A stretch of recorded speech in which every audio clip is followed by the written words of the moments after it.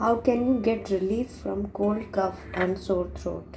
What I am doing, I am taking 1 tablespoon of honey and around 1 teaspoon of ginger juice.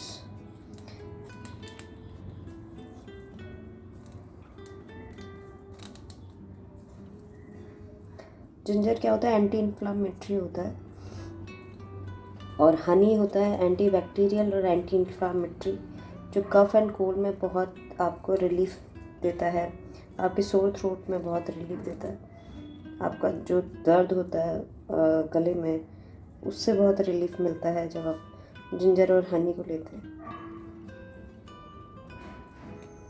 तो करीब 1 teaspoon निकल गया है and a pinch of black pepper, काली मिर्च का पाउडर जो होता है, उसको लेने से ये एक्सपेक्टोरेंट प्रॉपर्टीज़ होती है काली मिर्च की, तो ज़रा सा ज़्यादा नहीं, एंड ज़्यादा है आपको कफ एंड कोल्ड तो दिन में 3 बार you can take.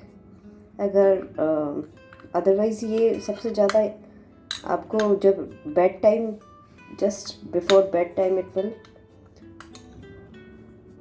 its effectiveness is the most just before bedtime, and you will just warm it and you can do it in oven 5 to 7 seconds। आप इसको करेंगे तो ये गर्म हो जाएगा and you just take it.